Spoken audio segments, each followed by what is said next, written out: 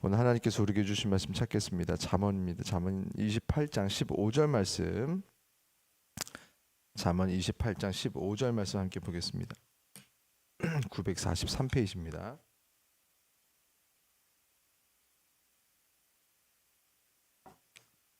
잠언 28장 15절 말씀.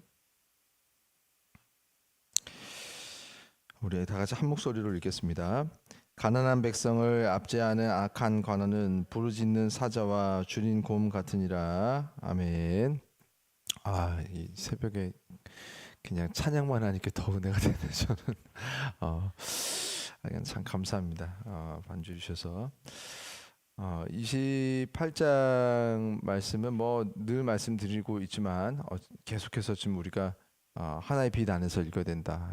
특별히 28장만큼은. 그러나 모든 장이 그렇지는 않습니다. 이렇게 내용별로 이렇게 딱 장을 끊어놓은 것이 아니라 당시에 이 장절이 이제 만들어졌을 때는 지금 이런 내용보다도 어떻게 보면은 이제 파피루스가 이제 만들어지고 거기 글을 적고 인쇄 기술이 발달하지 않았던 때였기 때문에 같이 성경을 찾을 수 있는 그런 끊어서 우리 볼 수 있는 그런 부분들을 어떻게 보면 좀 임의로 나눴어요. 그러나 28장 같은 경우는 이렇게 하나의 빛으로 읽는 것이 좋다 이렇게 말씀을 드렸습니다. 그리고 28장은 대부분 이제 의인과 악인을 대비시켜서 말하고 있는데 15절부터는 이제 두세 절 정도를 이렇게 건너뛰면서 좀 한쪽 측면에 대해서 이렇게 다루는 구절들이 나와요. 그런데 그 한쪽 측면이 다 이제 악인에 대한 구절들입니다.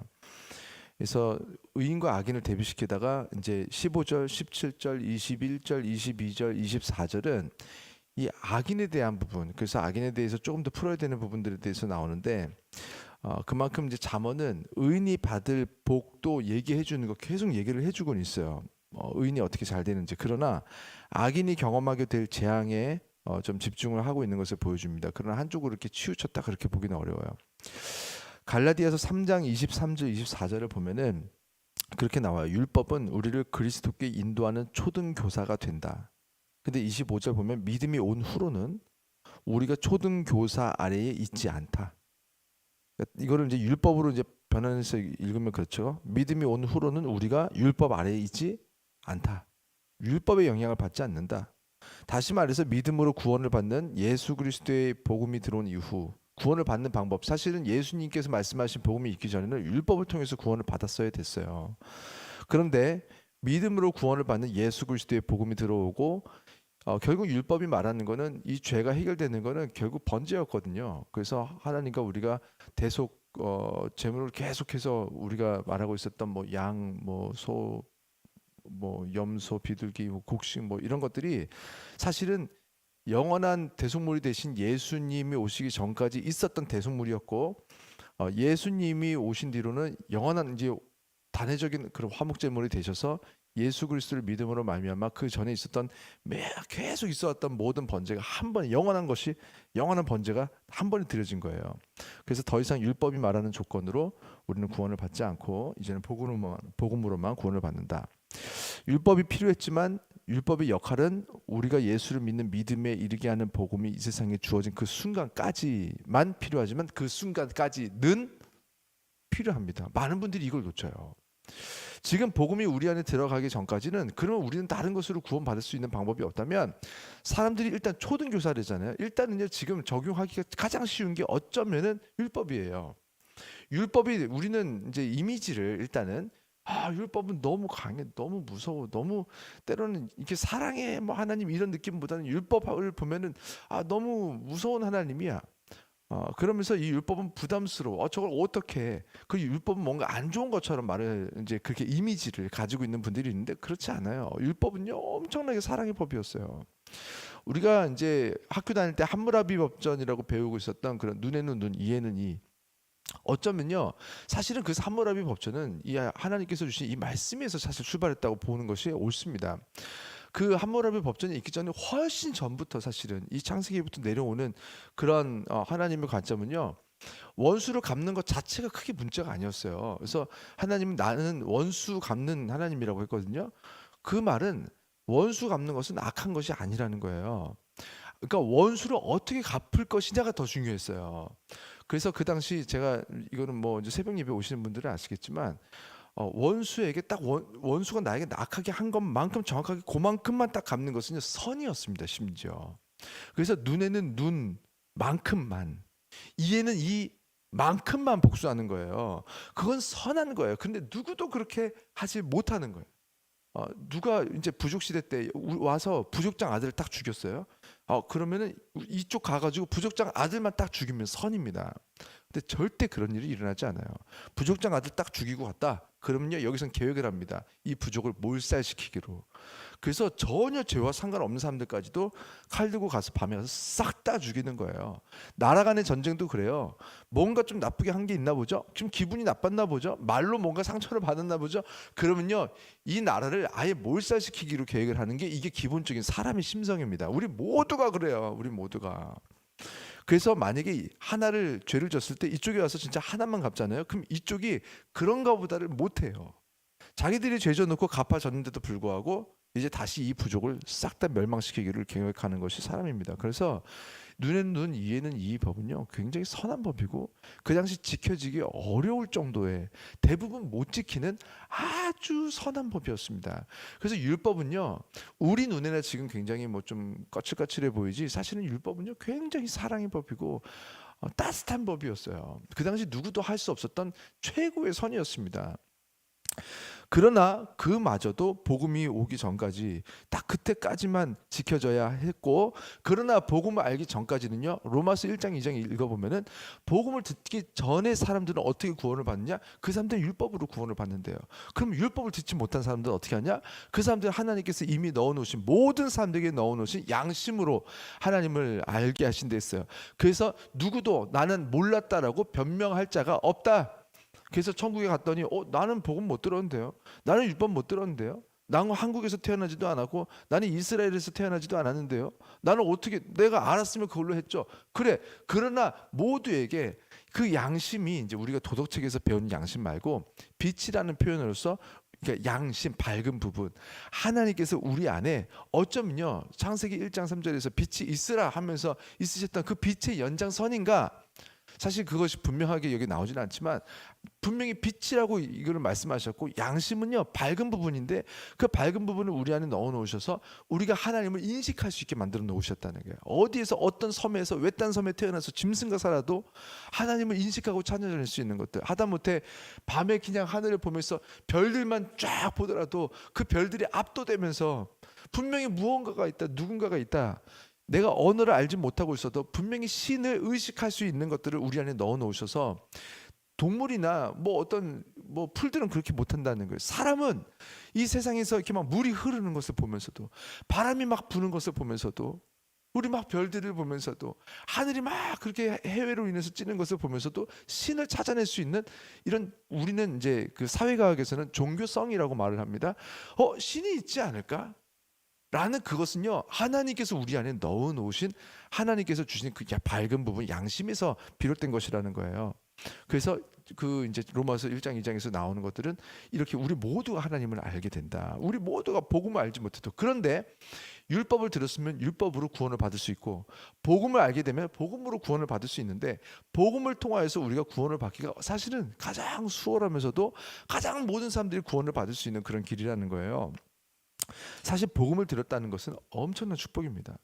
복음을 알지 못하는 사람들이 얼마나 많겠어요, 이 세상에. 그리고 그것을 알지 못하고 죽은 사람들도. 그런데 우리는 복음의 적용을 받으니 얼마나 감사한지. 지금 잠언은요 이미 아브라함처럼 믿음으로 하나님의 자녀가 되어서 자녀의 인생을 사는 사람들보다 율법이 말한 대로 악인들에게 주어질 심판에 대한 두려움을 통해서 우리가 먼저 죄를 떠나도록 인도했습니다. 지금 잠언은 구약시대 아닙니까? 아직 율법만 있었던 때고 예수님은 안 계셨던 때. 그래서 이때는요 구원을 받기 위해서 더 많이 필요했던 것이 무엇이냐면 죄에 대한 두려움이었습니다. 그래서 지금 잠언 28장도 보면은, 사실 28장 아니어도 의인들에게 있을 축복을 통해서 좋게 너 이거 하면은 빵 줄게, 맛있는 거 줄게, 먹고 싶은 거 피자 사줄게, 치킨 사줄게, 이렇게 해서 하는 것도 있지만, 지금은 너 이렇게 하면은 너 혼나, 무섭게 혼나, 너 이렇게 하면 너 용돈 없어, 너 이렇게 하면 이제 핸드폰 못해, 너 이렇게 하면은 너 나중에 너 회초리 맞아, 막 이렇게 하는 어떤 그런 무서움과 이런 두려움들이 일단 기본적으로 지금 우리 안에 있어야 하는 그 때가 사실 특별히 이 구약 시대였습니다. 그래서 이 구약에 있는 잠언 28장 아니어도 이렇게 많은 부분들이 또 좋은 말보다는 조금 어떻게 보면 무서운 말들이 더 많지 싶은데 이것은요 축복인 줄 알아야 됩니다 우리가. 자, 잠언 28장에서 제가 아까 말씀드렸던 그 지금 이제 A와 B를 이렇게 대조하는 어떤 그렇지 않고 자 악인에 대해서 일괄되게 조금 악인에 대해서만 설명하는 부분이 15, 17, 21, 22, 24절이라고 했는데 그 15절을 가급적 17절에 이어서 보면 조금 더 부드럽습니다. 15절 말씀 오늘 읽었던 말씀이 가난한 백성을 압제하는 악한 관원은 부르짖는 사자와 주인공 같다. 이렇게 악한 자에 대해서만 말하고 끝났어요. 가난한 백성을 압제하는 악한 관원이 있는 거예요. 자, 이것은 우리가 무엇을 알 수 있게 되냐면 이미 악한 사람인데도 불구하고 관원이 되기도 하고 심지어 힘이 있는 관원이 되기도 할 수 있다. 그래서 가난한 백성을 압제하려면 압제할 수 있을 만큼의 포지션과 능력과 힘을 가지고 있을 수 있는 거예요. 그래서 그 사람이 어느 정도나 강한 힘을 가지고 있을 수 있냐면 심지어 부르짖는 사자와 주인공 같다. 저 이게 참 늘 안타까운 건데 부르짖는 사자. 이게 이 부르짖는이라는 표현이 우리는 어디 익숙하냐면 기도할 때 쓰거든요. 부르짖는. 그래서 사실은 보통은 부르짖는이라는 표현을 여기 굳이 안 써도 되는 거였어요. 원래 지금 히브리어가. 그러니까 영어 성경에도 보면 like a roaring lion 이렇게 나오면 roaring은 진짜 아주 사실 일반적으로 쓰는 표현은 포효하는 뭐 이렇게 사실은 그래서 뭐 혹시라도 제가 언젠가 이제 성경 번역위원이나 감수위원이 된다면 조금 더 섬세하게 좀 단어들을 좀 이렇게 이게 조금 좀 감성도 필요한 것 같아요.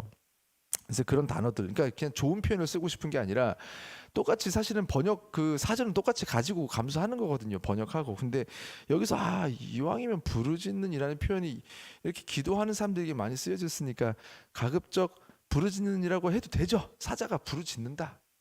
그것도 뭐 될 수 있는데 이왕이면 포효하는 사자와 뭐 이렇게 했었으면 어땠을까? 근데 뭐 저는 이제 파더스교회 목회해야 되니까 이제 이런 거 못 하겠는데 어쨌든 우리 성도님들이나 뭐 좀 좋은 혜택을 받으시면 참 좋지 않을까. 자, 이 악한 관원이 첫 번째로 가난한 백성을 압제하고 있다. 두 번째, 관원이 될 정도로 어쩌면 세상의 눈에 성공적인 인생을 살고 있다. 세 번째, 심지어 악한 그 사람이 포효하는 사자처럼 굶주린 곰처럼 강력한 악행을 저지르고 많은 사람들이 두려움의 대상이 될 수 있다. 이걸 다 할 수 있는데, 자, 그런데 그 사람의 결국 마지막은 어떻게 될 것인가는 17절로 넘어가면 좋습니다. 이것도 한 절 되는 것만 한번 이어보려는 거예요. 사람의 피를 흘린 자는 함정으로 달려갈 것이니 그를 막지 말지니라. 사람의 피를 흘릴 정도로 어떻게 보면은 포효하는 사자와 지금 이렇게 막 화가 나 있는 이 곰의 표현에서 참 읽기 참 좋은 표현이죠. 사람의 피를 흘린 자. 사실은 뭐 악한 사람들이 꼭 뭐 피를 흘리게 하는 건 아니잖아요.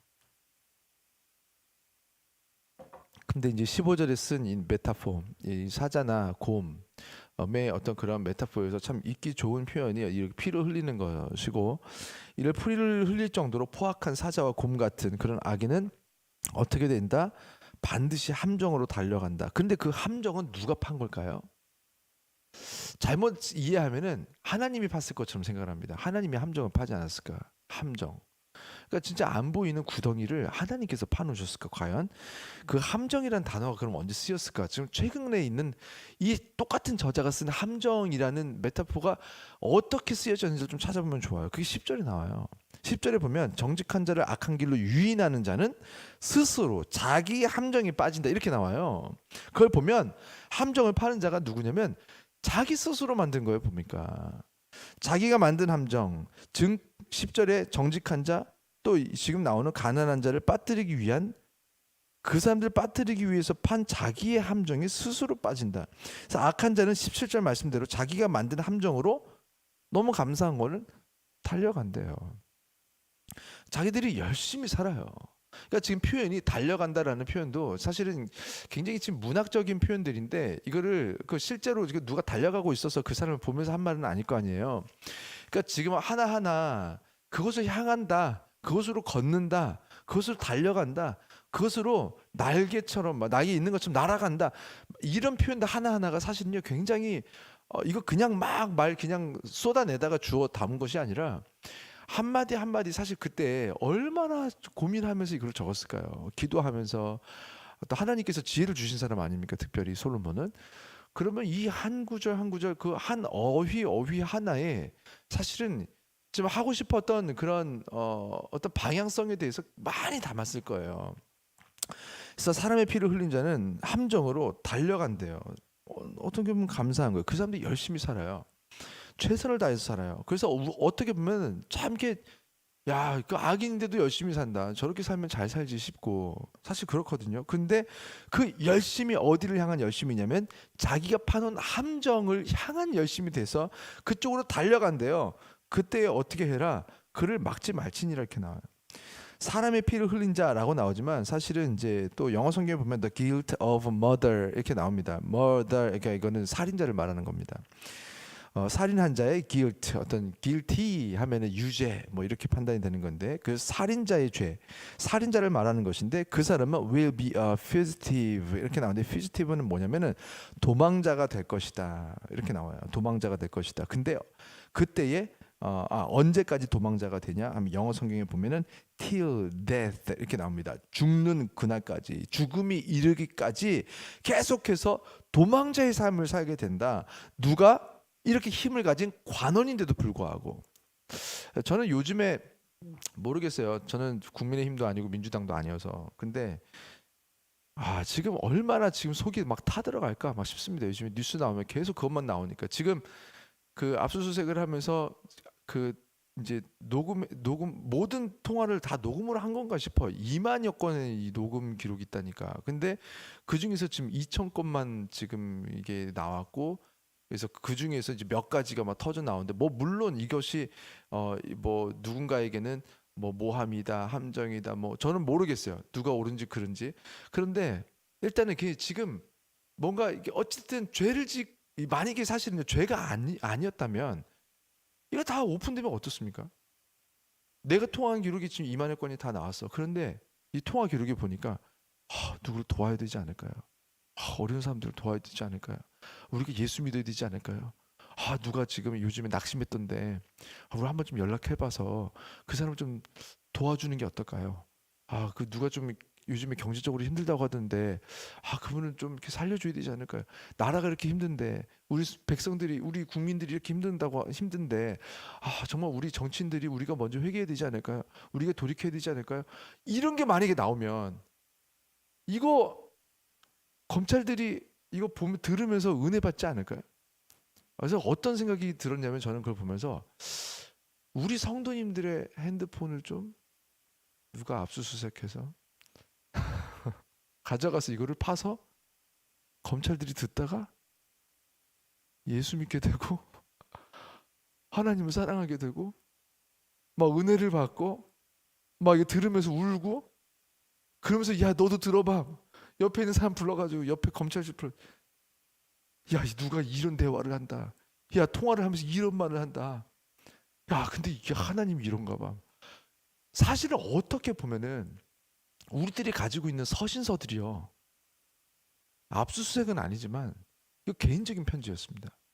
고린도 교회에다 쓴 편지였고 디모데전서 후서는요 그냥 디모데에게 개인적으로 편지 쓴 거거든요.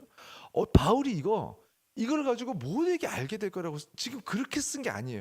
디모데에게 사랑하는 아들 디모데에게 쓴 거예요. 만약에 디모데에게 편지를 쓰면서 바울이 디모데야 내가 몇 날 며칠에 누구에게 300을 줬다. 누구에게 500을 줬다. 누구에게 1000을 줬다. 그러니까 그놈 목을 잡아. 그래서 내가 지금 어디다가 돈을 숨겨놨거든. 그걸 파가지고 나한테 가져와. 그리고 내가 누구한테 내가 한 2천만 원 먹였어. 그러니까 그걸 가지고 협박해서 나 풀어내라고 그래. 만약에 이런 편지가 많이 써 있다면 근데 지금 우리들의 인생은 어떠한가? 지금 정치권에서 이제 누가 압수수색을 해버려서 문제지만 하나님께서 보실 때에 우리가 하고 있는 통화들은 어떨까요? 우리가 집에서 하고 있는 대화들은 검찰이 뭐가 그렇게 무서워요? 우리 아버지 영혼을 지옥에 보내기도 천국에도 보내기도 하는 그 하나님께서 보실 때에 저는 뭐 제가 막 잘한다 그걸 말하는 건 아닌데 그래도 하나님께서 저에게 대해서 좋아하시지 않을까 싶은 것 중에 하나는 뭐 우리 집사람이 뒤에 있으니까 저도 막 화가 날 때가 있고요. 누구가 싫을 때도 있고 그래요. 그런데 집에서 둘이서 둘밖에 없잖아요. 집에서 둘이서 대화를 하는데 어, 이 말을 하나님이 싫어하시겠네 싶은 그런 말들을 우리도 하게 되잖아요. 그래서 딱 나올 때 그런 말들 참 많이 했어요. 이거 말하지 마라. 그 소리도 내지 마라. 할 수 있으면 생각도 그렇게 하지 마라. 하나님이 듣고 계신다 지금. 지금 우리 집에 우리 둘만 있지 않다. 하나님께서 듣고 계시고 이거는 아버지 하나님이 싫어하실 것 같아.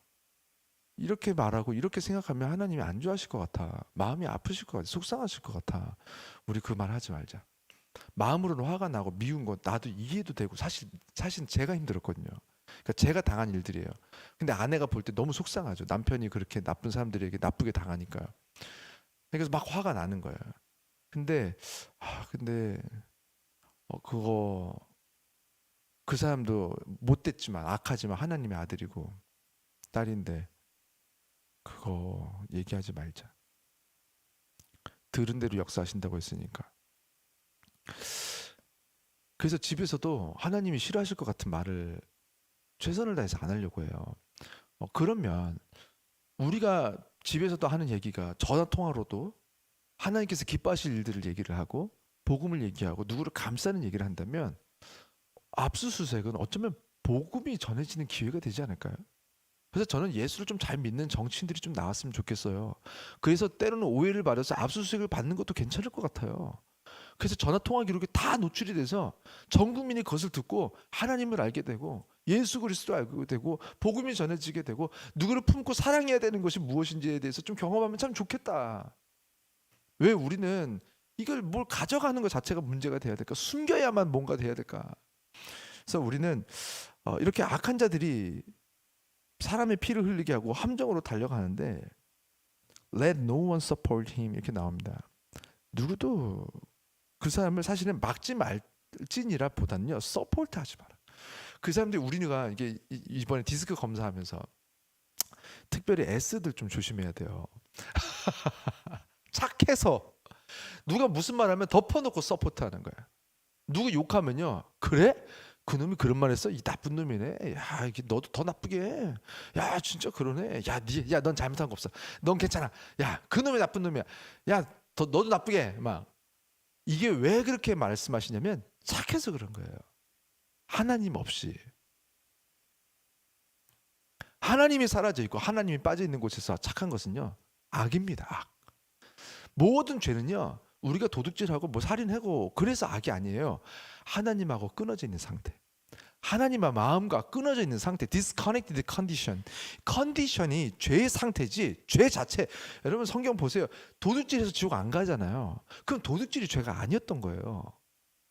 우리가 지옥 가는 이유는 뭐냐면 하나님하고 끊어져 있는 상태였다. 그러면 하나님하고 끊어져 있는 상태여서 지옥에 가는 거면 하나님하고 끊어져 있는 상태가 죄인 거예요. 뿌리가 죄여서 하나님하고 끊어져 있는 상태에서 열매로 나오는 것이 무엇이냐? 그것이 이렇게 비판하고 판단하고 정죄하고 미워하고 시기하고 질투하고 뺏고 음란하고 우상을 섬기는 모든 것들은 언제 나오느냐? 죄 때문이에요. 그 죄는 무엇이냐? 하나님하고 끊어져 있는 상태. 우리가 착해서 구원받는 거 아닙니다. 우리가 생각하는 착함도 착함이라고 누가 말해줄 거예요. 기준은 뭡니까 도대체 착함의 기준은. 여러분이 착하다고 누가 말해줬어요. 그것이 착한 것이 아니면 어떡할래요. 하나님께서 우리에게 착한 일을 시작하시는 분은 하나님이시라고 하셨고 선이고 사랑이신 분 하나님께서 하나님과 우리가 이어져 있으면 connected condition 그것이 의입니다. 의 연결된 상태 하나님과. 그래서 우리가 no one support him 우리가 착하다고 해서 누가 악한 일하고 뭐 화난다고 이거 막 전화하잖아요. 그러면 서포트하지 마세요. 그것은 죄입니다. 하나님하고 끊어져 있다는 상태를 증명하는 것뿐입니다. 세상은 우리를 착하다고 말하지만 하나님은 우리를 악하다고 말씀하시고 악인의 값인 우리는 지옥을 경험해야 되는 거예요. 여러분 우리들이 이런 악한 사람들이 악한 얘기할 때에 아무리 우리랑 친하고 관계가 깊고 뭐 엄청나게 뭐 베스트 프렌드고 뭐 어쩌고 해도 하나님 안에서 예수 안에서 서포트해야 되는지 말해야 될지 결정하시고 우리가 모든 공간에서 집안에서도 늘 하나님께서 나와 함께 하시다라는 것을 가지고 말도 하시고 하나님이 듣기 싫어하는 건 하지 마세요. 그래서 누군가 우리 핸드폰 다 까도 복음이 전해지려나? 라는 것을 기대할 수 있는 그런 아버지께서 함께 하신 그런 인생을 살아가시는 여러분과 제가 되기를 주의 이름으로 축원합니다. 기도하겠습니다.